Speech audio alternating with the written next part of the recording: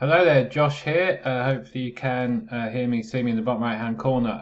Instead of writing loads and loads of words, I thought I would record a quick video and I'll try and keep it quick for me. I will flick through some of the Bangor card and just highlight a few useful pointers that you might find interesting as a way in or to note down for the future, trainer form mainly, and a few other little bits, stats. That you may find interesting either for this card and you may wish to dive in to some of the races yourselves or indeed, like I said, moving forward. I'm actually going to focus on the 205 at Bangor, and I think I've talked myself into a little interest bet on Heritier for the Greenhall Guerrero team. And I suppose I should explain why. And actually digging into it, I found a little micro angle, which I like to do, which regardless of whether this horse goes well or runs as if he needs to run, which isn't impossible, will hopefully be useful moving forwards, which I always like to try and dig something out for such a purpose. The ground's soft, good to soft in places. I think it's drying, but it shouldn't suit proper summer horses. And they will need to handle cut. I'm in the excellent Gigi's Goal. Just quickly to the Instant Expert tab.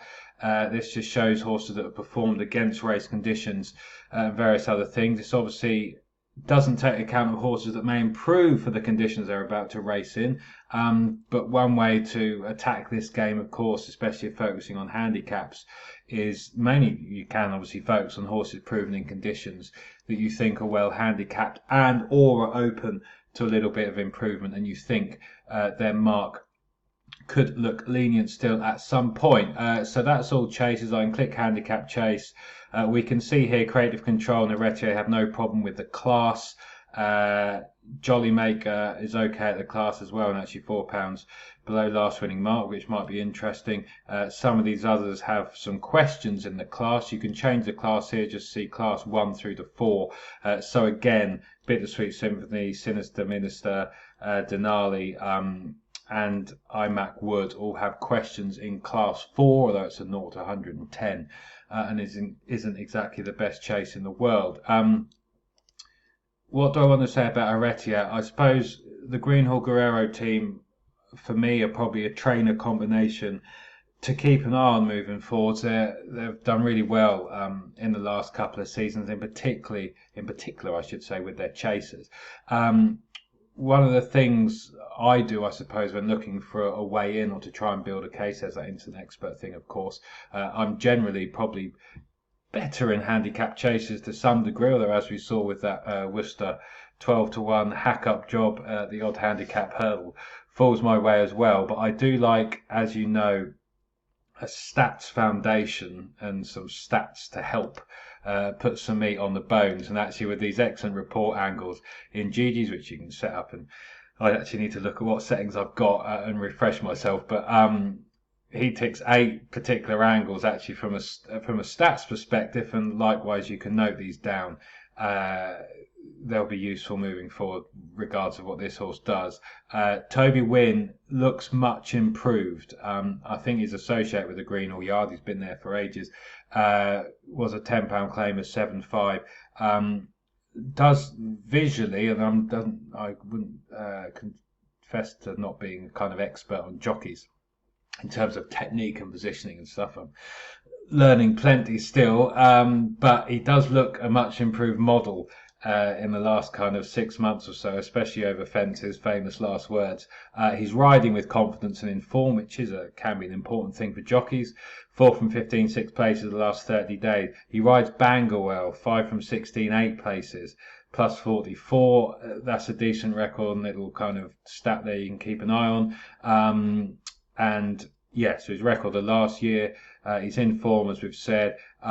Trainer jockey, so when riding for Greenhall Guerrero at the course in the last year, 4 from 14, 7 places, which again, very good, and that might indicate his improvement. There's actually some sire snippets here with chasers, and the sire is Fuse. So that might be, for those of you who like your breeding and different things like that, that might be worth a look in. And if you have system building software, the query tool in Gigi's or Horse Race Base or whatever else you might use, yeah, this sire's chasers clearly do quite well, and that can be important to know. I do not know what the sire's record is with hurdlers. I haven't looked. You might wish to do so, but that's one of those things. Obviously, when sires do better with chasers, is a reason, especially novice chasers and lightly raced chasers, is another thing to kind of hang your hat on, another peg to hang your hat on that you think they might improve for a fence. And doing so can be based on visuals, of course, on their breeding, things like the sire, the trainer, and everything else. So there's some good stats there, and the team can ready them. And I'm going to dive into a little micro angle in horse race base in a moment. Actually, I've dug out, but they can ready a horse after a break. The horse, 6-year-old. 3 from 9 chasing, all the wins with cut in the ground, and I think might possibly be one horse in here who could be better than this class 4 level and might be better than this mark of 107. Whether or not he shows it here today, we shall see. He is ex-French, ran a couple of times over there and one chase and a couple of flat, National Hunt flat. And yeah, so he on chase debut, market raised and absolutely hacked up. He then didn't go too well, weakened a couple of times. It looked like he was possibly still developing, still maturing. If you watch some of his videos, which I have done, he does look a big sort, and I'm hoping actually this winter, summer off even may have done him the world of good, and there could be more to come in terms of physically and maturity. He was a bit keen at times. He ran here on good last season. I'm not 100% sure if it was this exact meeting. We're obviously early October. This was late September. He was scruffy at the odd fence, but he was just making a move, having watched it back, when he clattered one. And he did look a bit outpaced there, around there on good. And like I said, it's worth noting his best form is with cut. He then won at Kelso, 10-runner race, big weight, powered on up the hill. That's a stiffer 17 furlongs with a bit of cut. He did beat a subsequent winner or two there, posted an RPI of 115. I like progressive racing post ratings for unexposed horses. He then hacked up at Market Raisin. Only a 3-runner race, showed his well-being and his ability, I suppose, but a decent RPR there, 115. Ricky went back over hurdles, but you look at him and he's got a chaser all over him. Hereford, he ran well, 16 furlong, bit outpaced. The 2 horses in front there were both rated 120. The second one was of Dr. Richard Newland's Rosie Hass, who came there on the back of a hack-up job himself in a Class 4. The winner was a Venetia Williams chaser who arrived in OK form as well, winning off 120. He came into that off 112, and he was outpaced, and he stayed on from 2 out up the straight. He beat the rest well enough, but the front 2 had gone. Plumpton, good ground, 17 furlong. That's a very tight track and downhill, and that wouldn't have suited him. He may have been getting over the top by this point. A young chaser. He's raced 5 times by this point. And then he didn't do much on this last run at Bangor either. I'm going to think he might have had enough there. Maybe there was a problem, I don't know.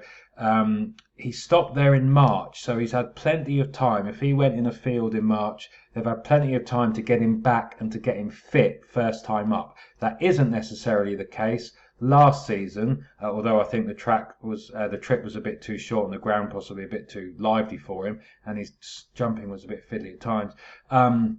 Inexperienced horse, of course.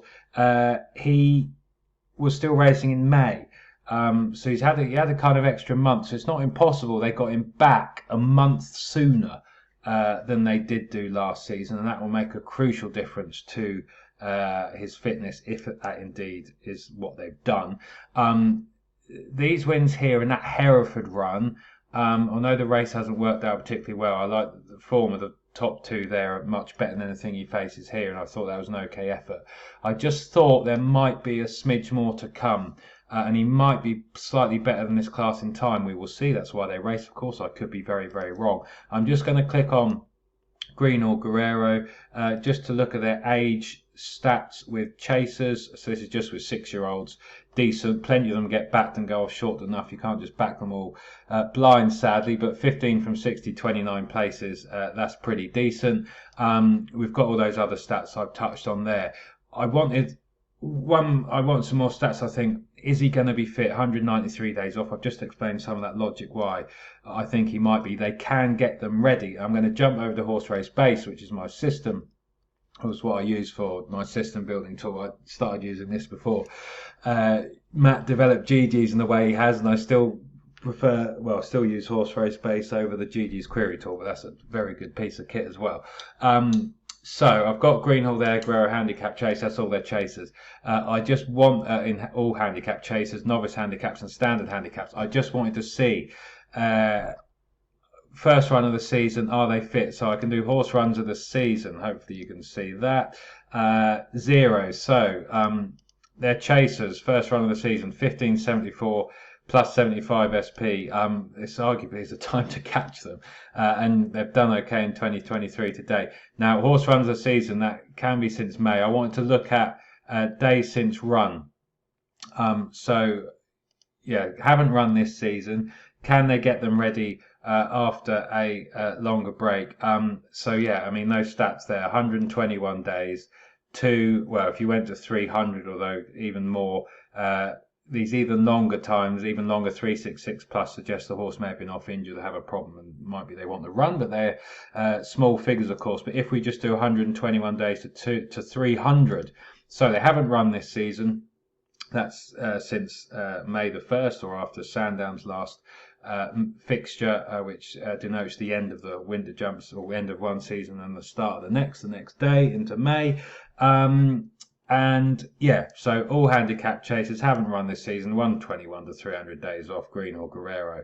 A nice little micro angle there, 38 bets, 11 wins, 19 places, 29% strike rate, plus 85 SP, plus 118 Betfair SP. Solid, decent. They're 2 from 7 4 places with them, and 23 to date. I sort of wish I'd researched this a couple of weeks ago, more for me. But yes, so evidently this team, if they want to get a chaser fit on the first run of the season, they can. If the horse has the constitution to do so, they can. So, as I speak, I mean, the market was only early forming. He was kind of a 5 to 1 to 6 to 1. I thought that might be a bit overpriced. I'm doing this in the evening. No best odds guaranteed, of course. It's always taking that risk. The market may well dictate, if he absolutely takes a walk tomorrow in the morning through up to race time, then that's clearly a bet lost. I will just do one thing with him, if I can just find him, is in the profile tool in GG's, is just the day since run. That's what I was going to just focus on. So, like I said, there's some logic and reasons why I think he might be fit this time. But if he's not, his best win strike rate in terms of rest patterns to date is returning within 15 and 30 days. So all of his wins actually so far, 3 from 7 4 places. I think 5 to 1 around that, maybe a bit bigger, allows a little bit of a chance for an interest nibble for me in this race today. But if not, then maybe it's a question of catching him on his next start. So that's of interest moving forward. The other thing I'm going to say, of course, is he's been running over 17 furlongs. That's another reason for improvement. They're stepping him up in trip to 2 miles 4. That's another reason why I think he could come forward. So he's 6. He had another summer on his back. He's got some experience under his belt. There's a reason for improvement. That time and that time to mature more, but also the step up in distance. Is he going to absolutely relish this step up in trip, and is that going to be a reason for a step forward this season? Some of his breeding would suggest so. He's related to some 2.5 milers, as you can see there, and some actually that get even further. So that all gives me hope. I put all of that lot together, and that's the horse I've come up with. Now, Creative Control, you might think I'm talking nonsense or whatever else. Creative Control, he won last time. He was lucky. I was at Utoxa that day. He didn't, he would have been second. The horse was leading about 3-4 lengths up, and Sean Quinlan somehow fell out the side door. And I'd backed that one as well, which was very frustrating, but never mind. He did okay there. He's only gone up £1. It might be we're all chasing him. He's still only had 10 chases. He's still open to a bit of improvement. Some of his improvement came over 3 miles. But yeah, 20 furlong was okay there. he, yeah, ground looks to be fine. I would say the slight chink, possibly, a couple of okay runs at Bangor, and there might not be anything in it. He did run in a chase here in a Class 4. I suppose he was just getting grips to things. He did get outpaced a bit over this course and distance, which might be a bit tighter, possibly in Utox, but maybe not. So I live in hope. Now under a big weight as well, 12 stone at 11 stone 2 there. I live in hope that he might find this a bit too quick, but I think Heritier, the one I've just said, might possibly be better. This one clearly has his mark, arguably, and he might still have a bit of room, another £5-6 to play with. So he might win. The McCain yard are doing okay, although they could be doing better. I'm at Wood, I thought might just be a Class 5 animal, and I'm hoping the Greenall horse might just have a bit more class. Steps up in class, proper summer form. Good to softer grounds a question for this one. But I do think Heritier might be a proper winter horse in the making. Might just have too much for him if fit. So on and so forth. John Joes keeps getting beaten. He's now below last winning mark. Got a very inexperienced jockey on. Just does look out of form to my eyes. John Joes in form and doing okay, which is good to see for him. These other two look to have a few too many questions. Sinister Minister struggles to get his head in front. Needs everything to fall right. Bittersweet Symphony is one I want to touch on. Not necessarily for today, although the market might be interesting. Sam Allwood. I'm not sure if the yard was sick last year, if they were ill. No idea, but they're 1 from 80 in the last year. That suggests a problem. That suggests dodgy haylage. They were all ill. I don't know. We will see in the first few runs of any of his horses this year whether or not he still has those problems. That does mean, of course, if they were indeed sick, I don't know, that some of them will find themselves very well handicapped now, having run when maybe not 100% firing. That's always a useful way in. So Sam Allwood as a yard for, is he going to have some horses which will bang out of form last season that suddenly bounce back to life and subsequently have loads in hand? So that's a little angle moving forward. I've got no idea if this one's going to be fit.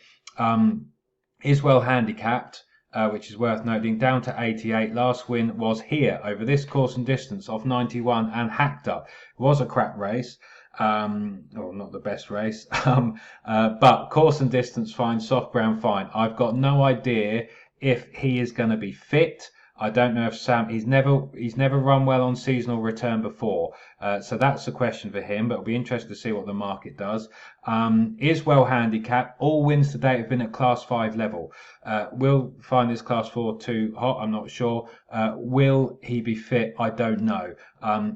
He might well hack up in this race, and I'll be a bit, maybe I need to find £2 down the side of the sofa, depending on what the market does. But that's a horse to watch moving forward, especially after this run under the belt and dropped in class.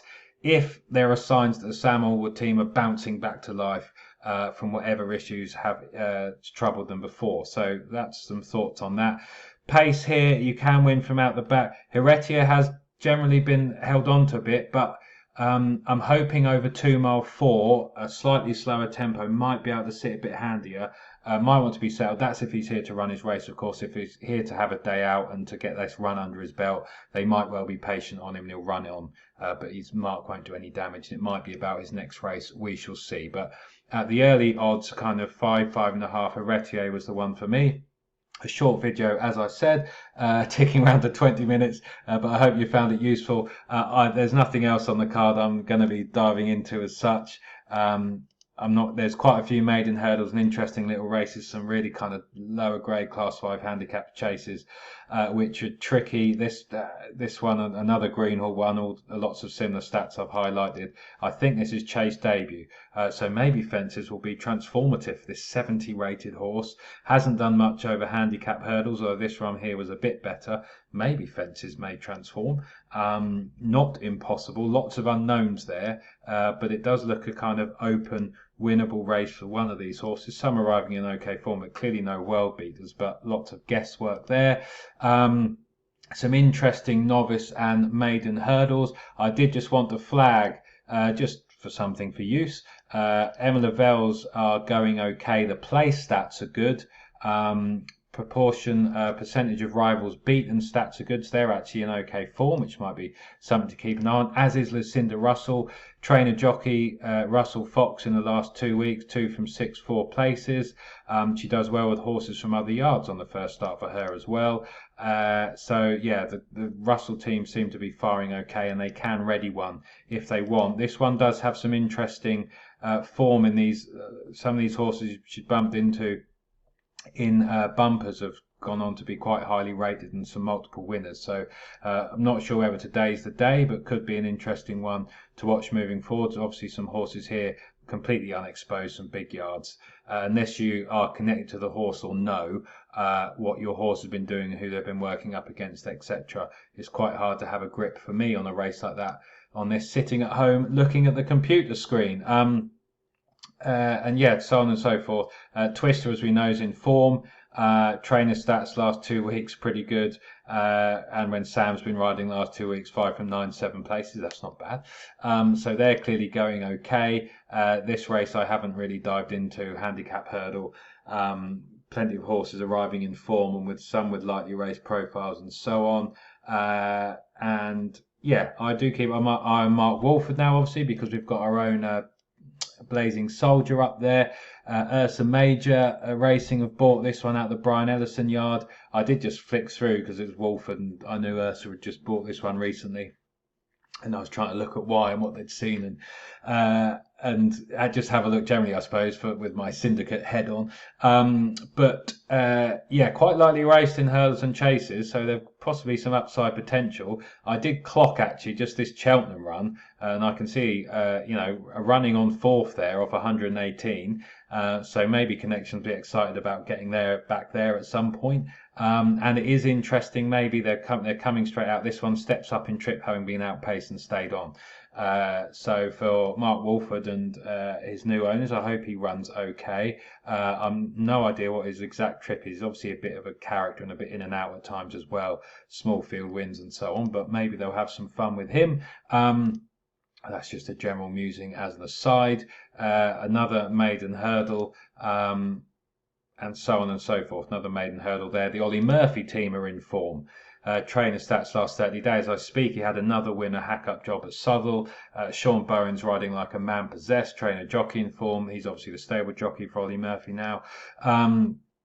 So that yard's in form as well, which is worth keeping on side, and they'll have a good grip on their maiden hurdlers. And then there's a National Hunt flat race, lots of guessing there. So, short video, and I probably said, can we keep this down to 10 minutes? Of course I couldn't, it's down to 20. But yeah, hopefully I've said something interesting there. Like I said, I'm going to have a little bet on Heritier for all those reasons stated, but hopefully I've said something useful regardless of what he does. Do note that little micro angle for Greenhall there, and yeah, with that said, thanks for watching. Hopefully I have said something useful, whether for today or tomorrow, sorry, Bangor, I'm recording this the night before, or moving forward. So for now, this is Josh saying thanks for watching, take care and speak soon.